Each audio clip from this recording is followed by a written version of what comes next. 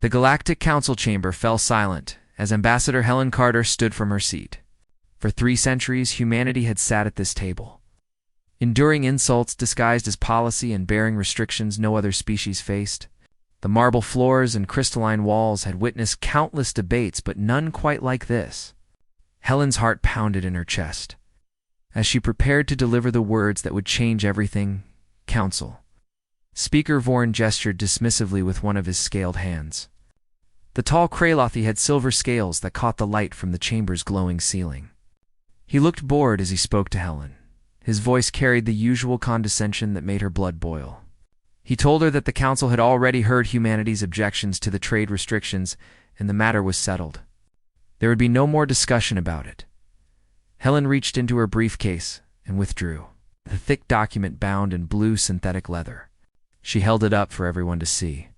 Her voice was steady despite the weight of what was coming. She announced that this was humanity's formal withdrawal from the Galactic Council, and it was effective immediately.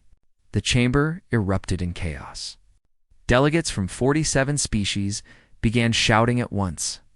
Their translation devices created a mess of overlapping protests that echoed off the walls. Helen placed the document on the central podium with a heavy thud. She turned to leave without another word. Her assistant Peter Monroe fell into step beside her, along with the 6 other members of the human delegation. They walked toward the massive doors at the chamber's entrance. Their footsteps echoed despite the chaos behind them. Helen could feel dozens of alien eyes burning into her back, but she kept her head. Hi, Speaker Vorn's voice boomed above the others, telling Ambassador Carter that she could not simply leave. He shouted that there were procedures and negotiations and treaties that must be addressed first. His voice carried a hint of panic now. The council had never faced open defiance like this before. Helen paused at the threshold and looked back over her shoulder. Her expression was calm, but her eyes were hard as steel. She told Speaker Vorn that humanity had followed their procedures for 300 years. They had negotiated in good faith while the council moved the goalposts. They had honored treaties that the council violated whenever it was convenient. Now, humanity was done with all of it. Counselor Mara of the Sethian Collective hissed from her seat. Her serpentine form coiled in agitation as she spoke. She told the humans that they needed the council. Their economy depended on galactic trade networks. Their colonies relied on council jump gate technology. Without the council, humanity would collapse within months. Peter spoke quietly, but his words carried through the chamber. He simply said that humanity would manage just fine. The simplicity of his response made several delegates shift uncomfortably in their seats. There was no anger or boasting in his tone, just cold certainty. Delegate Kren of the Mordini Union shouted that this was madness. He insisted that humanity would collapse within a decade without council support. His multiple limbs waved frantically as he spoke. The blue-skinned alien looked genuinely distressed at the thought of humanity leaving. Helen smiled, and there was something in that smile that made several delegates take an involuntary step back. It was not a warm smile or a friendly smile. It was the smile of someone who had been pushed too far and had finally decided to push back. She told the counselors that if humanity was really going to collapse, then they had nothing to worry about. She wished them goodbye and walked out. The human delegation walked out together, and the doors closed behind them with a resonant boom. The sound seemed to shake the very foundations of the council chambers. Inside the chamber, the remaining delegates stared at the closed doors in shock. Nobody knew what to say or do. The unthinkable had just happened. In the following days, the true scope of humanity's decision became apparent to everyone. Every human ship departed council space without exception. Every human citizen working in council territories began packing their belongings. Every joint venture and every shared research project and every diplomatic mission was terminated immediately. The humans were not bluffing. They were really leaving. The council initially celebrated among themselves. Many delegates said good riddance to the troublesome humans, with their constant demands for equal treatment. They convinced themselves that humanity's departure was actually a blessing in disguise. The council would be more unified without the humans always questioning their decisions. But then the first reports started coming in, and the celebration died quickly. The reports painted a very different picture than what the Council expected. Humanity was not struggling. They were not begging to come back.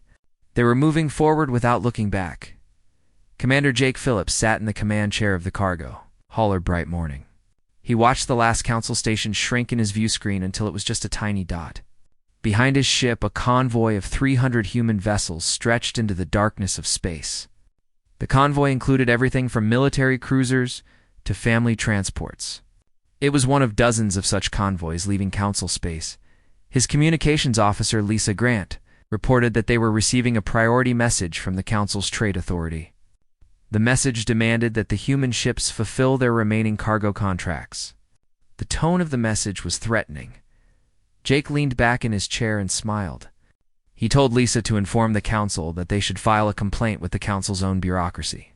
The human ships were no longer bound by Council jurisdiction. The contracts meant nothing now. Lisa reported that the Council was threatening to seize their ships. If they did not comply with the contracts, her voice carried a hint of amusement. The threat was absurd given the circumstances. Jake asked her a simple question. He asked what forces the Council planned to use for this seizure. He gestured at the tactical display showing the convoy and its escorts. The human escorts outnumbered Council security forces 3-1 in this sector. Did the Council really want to start a war over some cargo contracts? The question hung in the air. Lisa grinned as she sent a polite decline to the Council's demands. The convoy jumped to hyperspace moments later, leaving Council jurisdiction behind forever. They were the last human presence in the eastern sectors. Humanity had completely withdrawn from a third of the galaxy in less than 2 weeks. The speed and efficiency of the withdrawal shocked everyone. Back on Earth, President Karen Hughes addressed a gathered crowd in front of the Continental Assembly. Billions more watched via holographic feeds across hundreds of human worlds. The plaza was packed with people holding signs and banners. The mood was electric. President Hughes spoke with passion about how humanity had accepted crumbs from a table they helped build for too long. They had brought their technology and their resources and their knowledge to the Council. They had asked only for fairness in return. Instead, they received condescension and discrimination at every turn. Her words resonated with every human who had ever felt looked down upon by the Council. The crowd roared its approval with a sound like thunder. People cheered and waved their banners. Some were crying, others were laughing. All of them felt the same thing.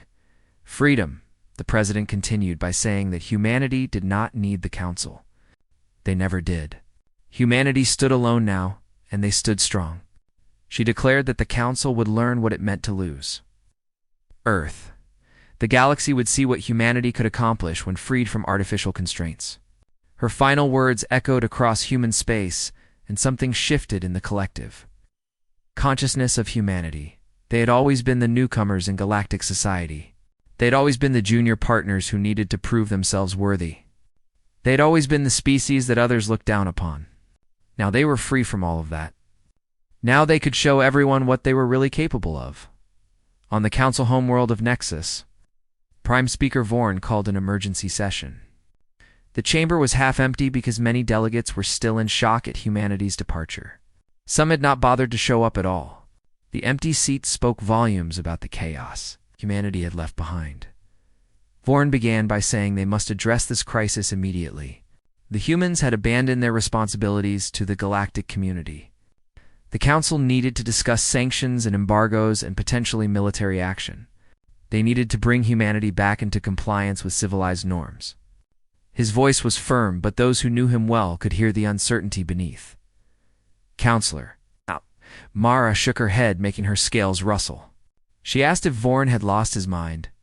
Military action against humanity was insanity. The humans had the third largest fleet in known space. Starting a war with them would be suicide. Delegate Torn of the Vraxis Compact corrected her. He said that according to their intelligence, humanity had been building ships in secret for decades. Their fleet was now the second largest and possibly the largest, depending on how many vessels they had kept hidden. The revelation sent a chill through the chamber. Someone asked why humanity would need such a large fleet. The question hung in the air for a moment before an old voice answered from the back of the chamber. Counselor Dren of the Ancient's Path rarely attended regular sessions, but he had come for this one. He said that humanity needed such a fleet because they saw this coming. They had prepared for the day when council arrogance finally pushed them too far. That day was here. 3 months after humanity's departure, the first cracks appeared in the council's facade. It started small and almost imperceptible to those not paying attention. A mining station in the Korvac sector reported reduced output. A medical research facility on Ceres Prime delayed its quarterly breakthrough announcement. A dozen trade routes required rerouting due to increased pirate activity. The council tried to dismiss these as minor inconveniences, but the problems kept growing. Captain Ryan Hodges stood on the bridge of the human destroyer, Liberty's Edge, watching a council cargo vessel limp past with visible hull damage. The ship's distress beacon had been active for 6 hours before the human patrol encountered it. Scorch marks covered one side of the vessel, and atmosphere was leaking from a breach in the cargo hold. His tactical officer, Nicole Spencer, asked if they should render assistance. Her voice carried uncertainty. 3 months ago, the answer would have been automatic. But now, everything was different. Ryan considered the battered vessel for a long moment. 3 months ago, he would have helped without hesitation. Now the council had made their position clear. Humans were no longer welcome in their space. He ordered Nicole to hail the damaged ship and let them hear what they had to say. The viewport flickered to life, revealing a harried-looking Mordany captain. The alien's blue skin was darker than usual, indicating stress. He identified himself as Captain Vrel of the merchant ship Golden Prospect. They had been attacked by raiders and required immediate assistance. Their drive systems were damaged and they had wounded aboard. His voice carried desperation. Ryan introduced himself and pointed out that Captain Vrel was outside council space in neutral territory. He asked a simple question. Why should humans help a council vessel after everything that had happened? Vrel's expression shifted from relief to confusion to anger in rapid succession. He sputtered that it was the right thing to do. They were talking about lives here. Innocent people were hurt and dying. How could the humans just refuse to help? Ryan's voice turned cold as he spoke. He asked Captain Vrel to tell him where that concern had been when the council voted to deny human colonies access to medical supplies last year. Where was that moral imperative when human ships were turned away from council stations during the Serpentis Plague? Hundreds of humans had died because of that decision. Vrel hesitated before responding. He said that was different. Those were policy decisions made by the council leadership. He was just a merchant captain trying to survive. Ryan cut the transmission without another word. He told Nicole that they would not be helping. The statement hung heavy in the air. Nicole looked uncomfortable, but she understood. This was the new reality they lived in. Nicole pointed out that there were civilians on that ship. Her conscience was clearly bothering her. Ryan's jaw tightened as he acknowledged that he knew. He ordered her to signal the convoy and send their location and current situation. Other human ships could decide if they wanted to help. He was not making that call for anyone. Within the hour, a human medical transport arrived and began rendering assistance to the damaged council ship. Ryan watched the operation, feeling the weight of command more heavily than ever. They were not monsters, but they were done being the galaxy's doormat. The message needed to be clear. On Earth, the newly formed Human Systems Alliance convened its first major economic summit. Secretary of Commerce Vincent Park stood before a holographic display showing trade data that would have made council economists weep. The numbers told a story of explosive growth. Vincent gestured at the flowing charts as he explained that the numbers were remarkable. Since humanity's departure from the council, human-to-human trade had increased by 47%. Colonial development was up 63%. They had opened 22 new mining operations in systems the council deemed too dangerous or unprofitable. The economy was booming. President Hughes studied the data carefully before asking about the sectors where they were facing supply issues. She knew the picture could not be entirely positive. Vincent admitted that jump gate technology remained their biggest challenge. The council controlled most gate networks, and they had denied humans access as expected. But human engineers had been working on something interesting. He pulled up a new schematic that made several people in the room lean forward. He explained that this was the quantum fold drive. It did not use gates at all. Instead, it created a temporary fold in space-time, allowing near instantaneous travel between 2 points. The power requirements were enormous, but they had solved that problem using new reactor designs, Hughes asked. How long until they could deploy it? This was the key question. If humanity could break free from dependence on Council jump gates, then they would be truly independent. Vincent said 6 months for the first prototype. A year for mass production? 2 years and they would have their own network that did not rely on Council infrastructure at all. The timeline was aggressive but achievable. Hughes smiled at the news. She asked about other species and whether any had shown interest in human technology.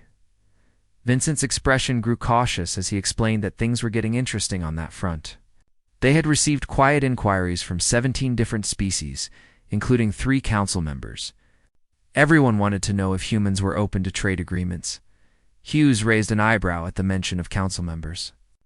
She asked if this was happening already after only 3 months. Vincent explained that the council's trade restrictions were hurting everyone, not just humanity. The Valtorian Consortium in particular was suffering badly. 60% of their raw materials came from human mining operations. They were looking at economic collapse within a year if they could not secure alternative suppliers. Desperation made people reconsider their loyalties. Hughes decided they should let the council members sweat a while longer. They would consider individual agreements, but only on human terms. No council oversight and no interference, and full mutual respect as equals. Those were the conditions and they were not negotiable. Meanwhile, in the independent zones between human and council space, a quiet revolution was brewing. The Broken Moon Cantina on Station Meridian 7 had become an unlikely meeting place for various species discussing the new galactic order. The air was thick with smoke and conversation. Barry Foster sat at the bar nursing a drink. He was a human trader who had operated in independent space for years. Now he found himself the center of attention as various aliens asked him questions about humanity's bold move. A Kralathi merchant named Vex slid onto the stool beside him. The alien's scales were dull from years of hard work. He asked Barry without preamble if it was true. Had humanity really told the council to go to hell? Barry chuckled and confirmed that, more or less, yes they had. Humanity walked out and slammed the door behind them. He took a drink and waited for Dex's reaction. Dex muttered that it was madness, but there was admiration in his voice. Brave madness, he called it. He explained that the council's trade policies had been strangling his profits for years. Humans had the courage to do what the rest of them only dreamed about. His words carried weight because many others in the cantina were nodding in agreement. Barry asked why Vix did not leave if he hated it so much. It seemed like a simple solution. Vix's scales rippled in what might have been a shrug. He explained that the Kralothi Dominion depended too heavily on Council's support. Their military was integrated with the Council's forces. Their economy was intertwined. They could not just walk away like humanity did. There were too many connections. Barry disagreed. He said that, sure, they could leave. It was scary to be certain. But freedom usually was scary. That was the price of independence. His words were simple, but they resonated with everyone listening. Over the following weeks, the conversation repeated itself across hundreds of independent stations and border worlds. The Council's iron grip on galactic civilization was based partly on military might, but mostly on the perception that alternatives did not exist. Humanity had shattered that perception completely. Now everyone could see that leaving was possible. Back at Council headquarters speaker, Vorn convened a closed session of the senior leadership. The mood was grim as delegates filed in. Many looked tired. The past 3 months had aged them all. Vorn began by stating that they must address this crisis immediately. The humans had established trade agreements with 42 independent systems. They were offering better rates than the Council could match, and they were not attaching political conditions to their contracts. This was unacceptable. Counselor Mara shook her head, making her scales rustle with frustration. She asked what exactly Vorn proposed. Economic sanctions would not work because humans did not need the Council economy anymore. Military action was out of the question. Even Vorn was not foolish enough to start a war with a species that controlled more than 300 colony worlds. So what was left? Vorn insisted there must be something they could do. He refused to accept that the Council was powerless. They had ruled the galaxy for 1,000 years. That had to count for something. Counselor Dren leaned forward and spoke in his old voice. He said there was something they could they could treat humanity as equals. Invite them back with real representation and real voting power in genuine respect. It was a simple solution. The chamber fell silent at his words. Nobody wanted to say what they were all thinking. Vorn finally broke the silence by saying never. The Council's authority rested on a carefully maintained hierarchy. If they capitulated to human demands, every species would start making demands. The entire structure would collapse. Dren said quietly that it would collapse anyway. Whether Vorn acknowledged it or not, the structure was already crumbling. The humans were not coming back. And increasingly Dren wondered if anyone wanted them to. 6 months after humanity's departure, the Council faced its first major security crisis. The Viridian cluster erupted into conflict between two Council member species. Both claimed the mineral-rich system, and neither was willing to back down. The carefully maintained peace that had existed for centuries was unraveling before everyone's eyes. Admiral Christopher Wade stood on the bridge of the human destroyer Liberty's Edge, watching the intelligence briefing with growing satisfaction. The human fleet had redeployed to defensive positions around their own territory, making no moves toward the conflict zone. But everyone knew humanity was watching closely. Intelligence. Officer Patricia Klein explained that the Crixian Empire and the Sethian Collective were both claiming the mineral rights to the Viridian system. Without human peacekeeping forces, the Council did not have enough military assets in the region to enforce a ceasefire. The situation was escalating rapidly. Christopher noted dryly that these were the same peacekeeping forces the Council said they did not need anymore. He asked how the Council was responding to the crisis. Patricia explained that the Council had requested assistance from the Mordini Union, but the Mordini were dealing with their own crisis. Pirates had been hitting their trade convoys hard. It turned out that 60% of the anti-piracy operations in that sector were handled by human vessels before the withdrawal. Nobody had realized how much humanity was doing until they stopped doing it. Christopher pulled up a tactical display of the galaxy. Red zones indicating conflict or instability had tripled in the past 6 months. He observed that humanity had kept more plates spinning than anyone realized. The Council had taken human contributions for granted. Patricia asked if they should offer assistance to either side. It seemed like an opportunity to demonstrate good faith. Christopher's response was immediate. No, they would not help. The Council made it clear they did not value human contributions. Now the Council could handle their own problems. Human priority was the security of human space and their allies. Nothing else mattered. The situation in the Viridian cluster escalated rapidly over the next 2 weeks. Both sides committed full battle fleets to the conflict. The Council called for peace negotiations, but neither side was listening anymore. The authority that the Council once wielded had evaporated like morning mist. On the independent world of Haven's Rest, Governor Linda Shaw watched the news broadcasts with mixed feelings. Her planet had always maintained neutrality, refusing to join either the Council or human-aligned systems. Now that position was becoming increasingly difficult to maintain. Everyone wanted to know which side Haven's Rest would choose. A delegation from both the Council and the human systems. Lions had arrived seeking to bring Haven's Rest into their sphere of influence. Linda had agreed to meet with both groups on the same day. She wanted to compare their offers directly. The Council representative was a smooth-talking Valtorian named Prex. He began by saying that the current instability made it crucial that civilized worlds stand together. The Council offered protection and trade access and integration into the largest economic bloc in the galaxy.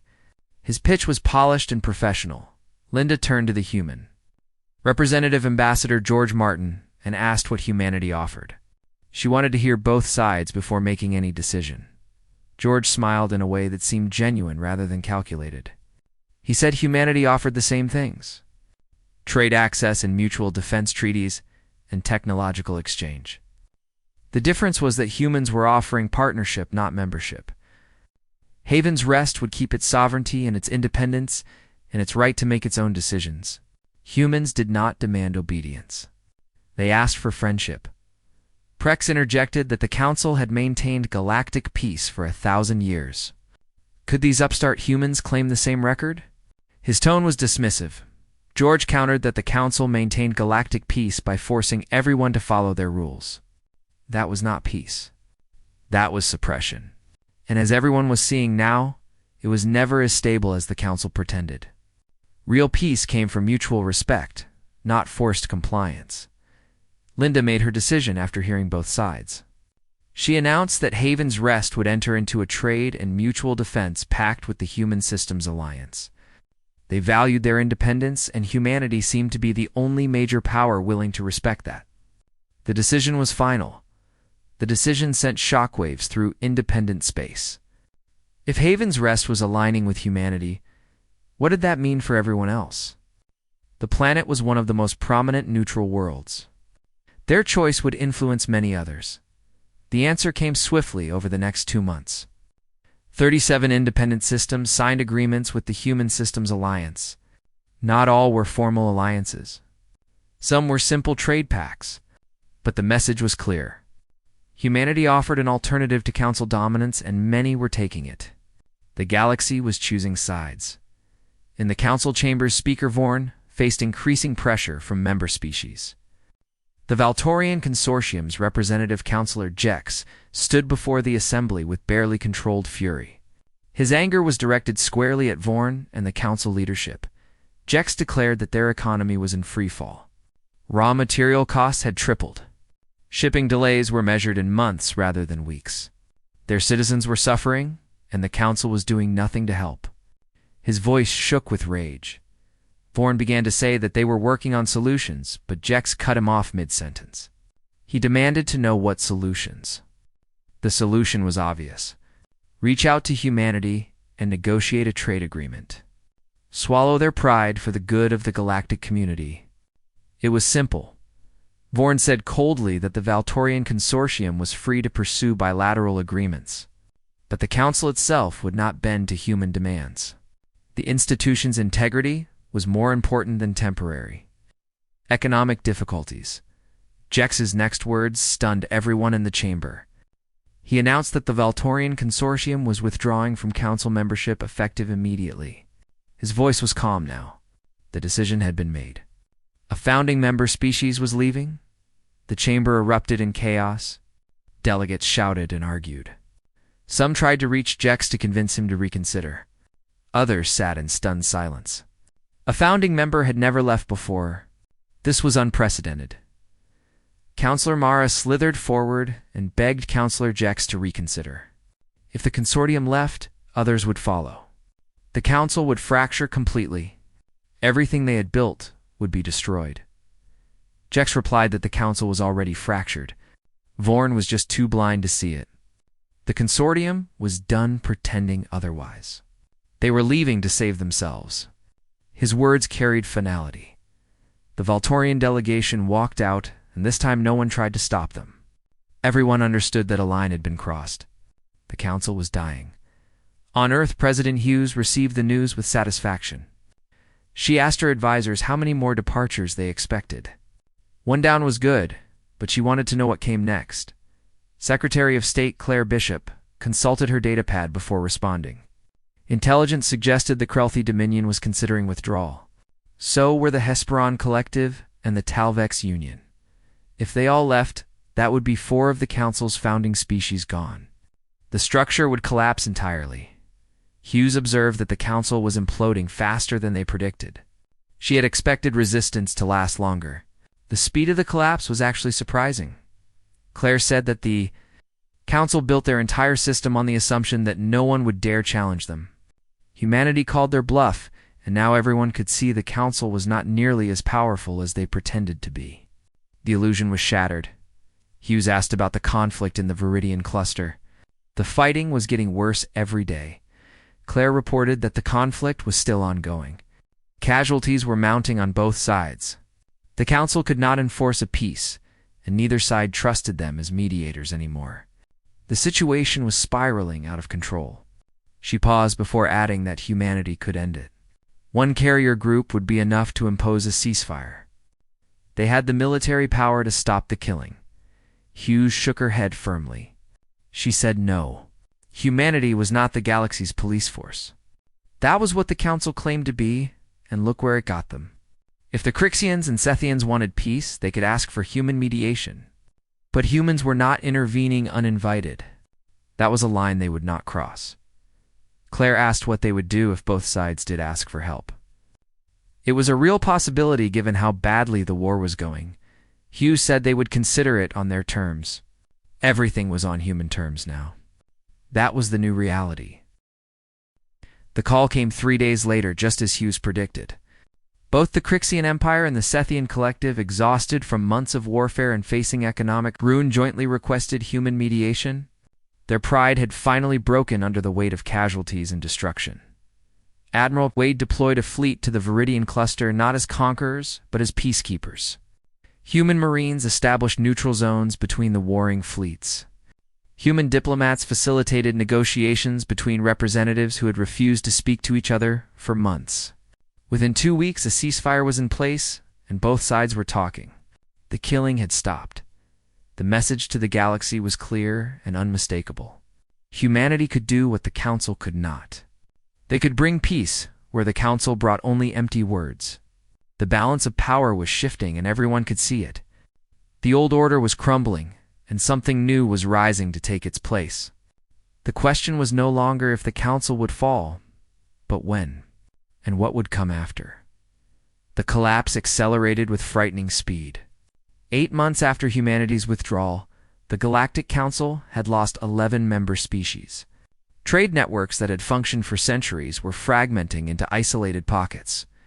The carefully maintained peace was giving way to dozens of local conflicts that the Council was powerless to stop. Speaker Vorn looked older than his years as he reviewed the latest reports in his private office. Dark circles had formed under his eyes from lack of sleep. The Council's authority was evaporating like water in the desert, and he was powerless to stop it. Every day brought new disasters and new defections. Councillor Mara entered without knocking. She moved slowly, as if carrying a great weight. She told Vorn that the humans were destroying everything the Council had built over 1,000 years. Her voice was tired and defeated. Vorn muttered his agreement, but Mara shook her head. She corrected him gently, but firmly. The humans were not destroying anything. The Council destroyed it themselves. The humans merely stopped holding it together. That was the truth they all needed to face. Vorn asked what she meant by that. He genuinely did not understand. How could she blame the Council for humanity's actions?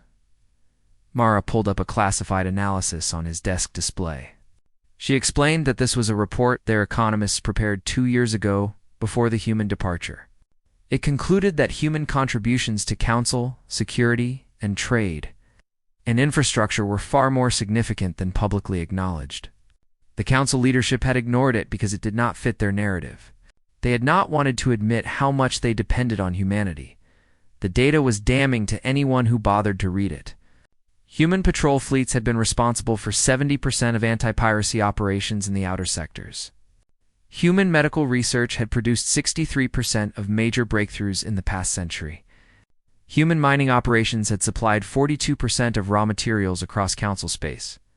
Human diplomatic corps had mediated over 200 disputes between member species in the last decade alone. Vorn demanded to know why he was not told about this report. His voice rose in anger. This was information he needed. Mara's scales rippled with barely suppressed anger as she responded. She told him that he was told. Multiple times. He dismissed it as human propaganda every single time. He insisted that humanity needed the council more than the council needed them. He was wrong, and now everyone was paying the price for his arrogance. On the human colony world of New Terra, life had never been better. Director Andrew Price walked through the bustling streets of Port Liberty, marveling at the transformation. 6 months ago, this had been a struggling outpost dependent on council trade for basic supplies. Now it was thriving beyond anyone's expectations. His assistant, Margaret Cho, reported that agricultural yields were up 40%. They had opened 3 new manufacturing facilities in the past month alone. Employment was at record highs, and they were exporting more than they were importing for the first time in the colony's history.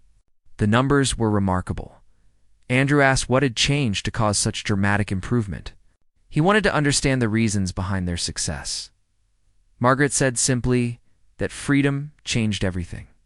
There were no more council regulations limiting what they could produce. No more quotas dictating what they could export. No more inspectors demanding bribes to approve their trade licenses. They were actually allowed to succeed now without artificial constraints holding them back. Similar stories echoed across human space in colony after colony. The settlements that had struggled under council oversight were booming. New colonies were being established at a record pace. Innovation flourished without bureaucratic constraints. Humanity was proving that they could not only survive without the council, but actually thrive. But humanity's success came with new responsibilities. The human-aligned independent systems looked to Earth for leadership and protection.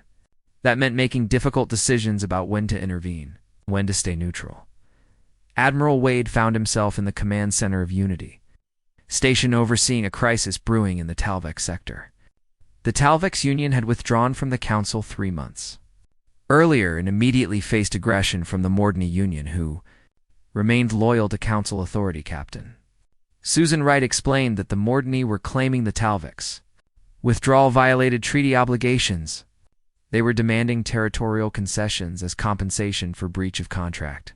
Their fleet was massing on the border. Christopher said bluntly that, in other words, the Mordney were trying to grab Talvex space while the Council pretended to look the other way. He asked about the status of Talvex defenses. Susan reported that the Talvex had a decent fleet, but the Mordney outnumbered them 3-1. If it came to open warfare, the Talvex would lose badly. The outcome was not in question.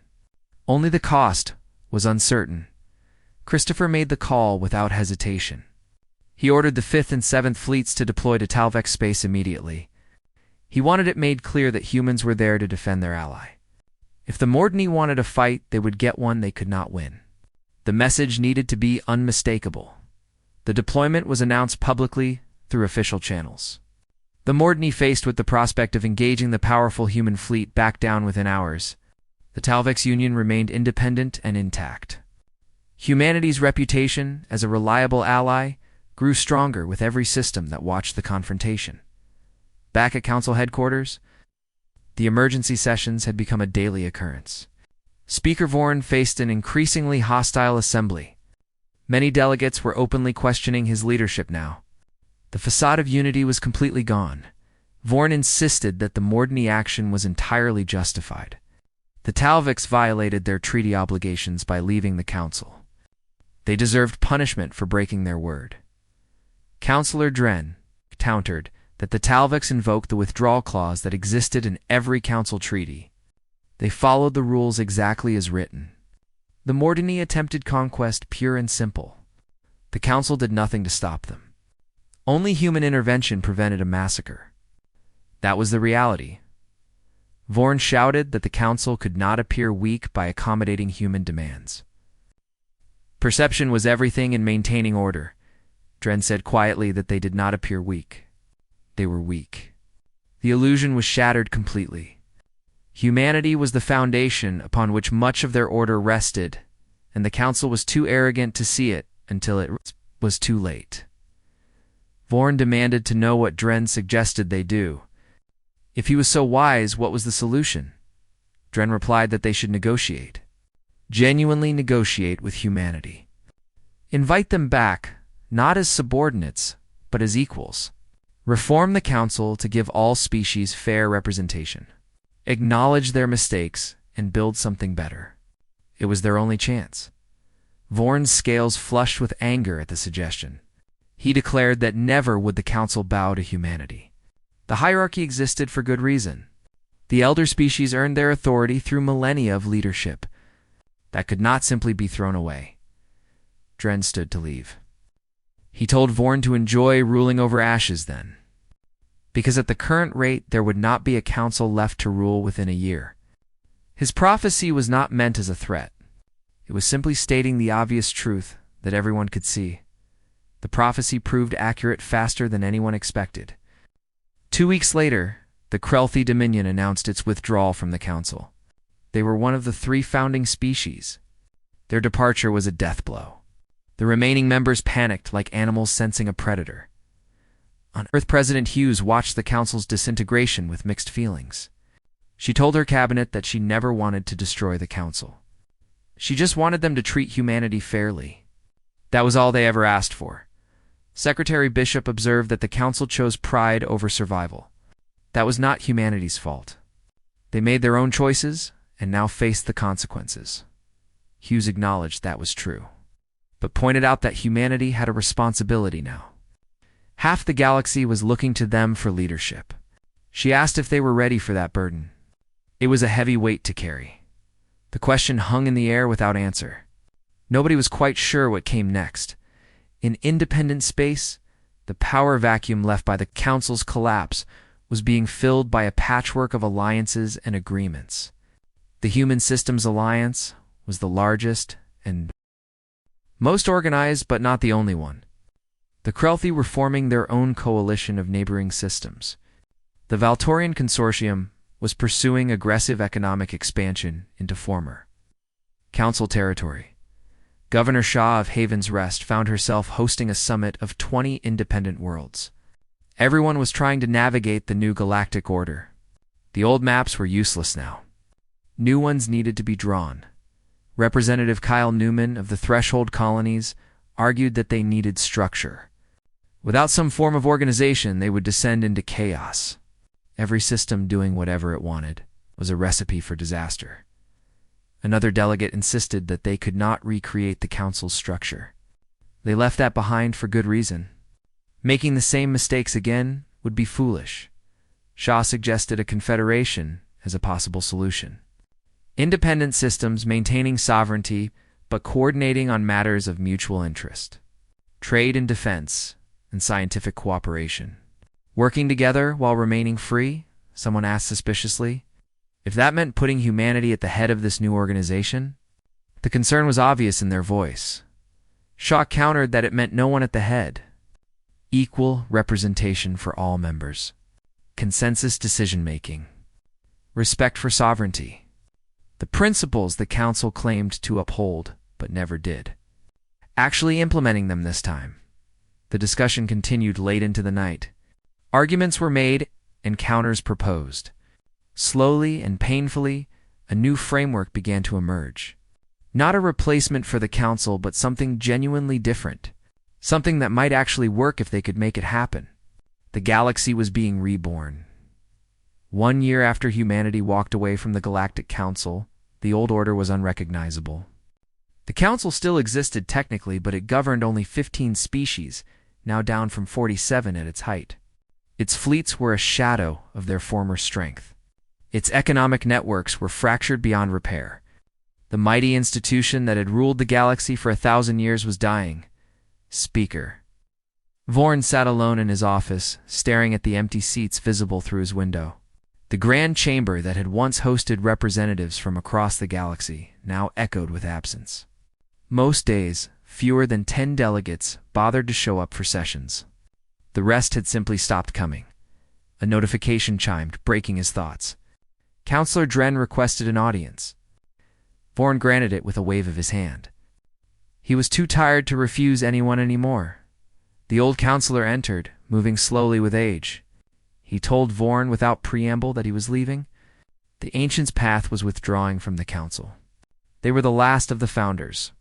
After them there was nothing left but the bitter end. Vorn asked if Dren was abandoning them too. His voice carried no anger anymore, just exhaustion and defeat. Dren shook his head slowly. He said that Vorn abandoned them. Vorn abandoned every principle the council was founded on. He let pride and prejudice destroy 1,000 years of cooperation. The blame lay with the leadership, not with those who left. Dren moved to the window overlooking the empty chamber. He asked if Vorn knew what humanity was doing right now. The question seemed simple, but carried weight. Vorn said bitterly that they were probably celebrating their victory over the council, enjoying watching everything crumble. Dren pulled up a holographic display showing something remarkable. He explained that this was the Confederation of Free Systems, 53 independent species and political entities organized on principles of mutual respect and sovereign equality. Humanity proposed it, but they did not control it. Every member had equal voice, an equal vote, and equal rights. Vorn said they were just building another council under a different name. It was the same thing. Dren disagreed firmly. They were building what the council should have been from the beginning, and it was working remarkably well. Trade was flourishing between members. Disputes were being resolved peacefully through mediation. Scientific cooperation had reached levels the council never achieved. They were succeeding because they learned from council failures instead of repeating them. Vorn turned away from the display. He asked what Dren wanted from him. What was the point of this conversation? Dren said he wanted Vorn to see what they lost, not through humanity's actions, but through their own arrogance. The council had a chance to save itself. Multiple chances, actually. They refused every single one. That was on them, not on humanity. On Earth, Ambassador Helen Carter stood before the inaugural assembly of the Confederation of Free Systems. The venue was neutral territory on a space station jointly administered by 5 different species. There was no throne and no hierarchy. Just a circular chamber where all delegations faced each other as equals. The symbolism was deliberate. Helen began by saying they gathered today not to replace what fell, but to build something new. The Galactic Council failed not because cooperation was impossible, but because they confused dominance with leadership. They demanded submission and called it unity. That was their fatal mistake. She gestured to the assembled delegates, representing dozens of different species. She said they were here to try something different. A confederation where membership was voluntary, where sovereignty was respected, where no species was considered inherently superior to another. They would make mistakes, certainly. They would face challenges. But they would face them together as partners, not as masters and servants. The Krelthy delegate Ambassador Thex rose to speak. His scales gleamed under the chamber lights. He said his people left the council because they were tired of being treated as subordinates despite being founders. Humanity showed them that another path was possible. They were here because they believed in that path. They believed in genuine equality. One by one, representatives from dozens of species spoke. Each told similar stories of frustration with the old order. Each expressed hope for the new one. The chamber filled with voices that had been silenced or ignored for too long. It was a moment of genuine unity, built on respect rather than force. Admiral Wade watched the proceedings from the stations. Command Center. Captain Wright stood beside him, observing the delegates below. She asked if he thought it would work. The question was genuine, not cynical. Christopher said maybe. They were trying to organize dozens of independent-minded species and giving them all equal say in decisions. It would be messy without question. Chaos was inevitable at times, Susan said, but it would be honest. That mattered more than efficiency, Christopher agreed. Honesty and respect were more important than the illusion of order. That was more than the council could ever claim. They ruled through fear and manipulation. The Confederation would succeed or fail on its own merits. The Confederation's first major test came quickly. A dispute erupted between 2 member systems over mining rights in an asteroid belt on their shared border. In the council days, this would have been decided by whoever had more political influence. The weaker party would have lost regardless of justice. Now it went to Confederation arbitration with both sides having equal voice. Judge Paula Jenkins led the arbitration panel alongside representatives from 3 other species. They spent 2 weeks examining claims from both sides. They reviewed evidence carefully. They listened to arguments with patience. Every detail was considered fairly. The final ruling split the disputed region equally. It gave each side partial mining rights based on their valid claims. It established a joint venture to develop the resources cooperatively with profits shared. Neither side got everything they wanted, but both felt the process was fair. The agreement held because both parties respected the outcome. President Hughes watched the signing ceremony from Earth. She told her advisors that this was how it was supposed to work. Justice and fairness, not domination and force. Building something together rather than taking from each other. But not everyone was happy with the new order taking shape. The remnants of the Galactic Council, bitter and diminished, saw the Confederation as a threat. Worse, they saw it as a mockery of everything they had built. Their pride could not accept being replaced. Speaker Vorn convened what would be the Council's final major session. He told the few remaining delegates that the humans and their collaborators were trying to replace them. They must act to preserve galactic civilization. His words rang hollow in the nearly empty chamber. One of the remaining counselors asked what exactly Vorn proposed. Starting a war they could not win. Imposing sanctions nobody would respect. The options were limited and none were good. Vorn's voice rose as he insisted they had to make themselves relevant again. They still had fleets and resources and the authority of 1,000 years of history. That had to count for something. Counselor Mara said sadly that they had nothing left. The sooner Vorn accepted that, the sooner they could figure out what came next. Clinging to the past was pointless. The session dissolved in acrimony and bitter arguments. 3 more species withdrew from the council in the following week. The end was no longer approaching. It had arrived, and everyone knew it. On New Terra director Andrew Price hosted a celebration marking the colony's first anniversary of independence. The streets were filled with people from a dozen different species, all living and working together. The harmony would have been impossible under council rule with its rigid hierarchies and restrictions. Margaret told Andrew that this was what they were fighting for, not dominance or Revan. But gay? Just the freedom to build something better without artificial constraints. Andrew asked if she thought the council ever understood that. Did they comprehend what they were losing?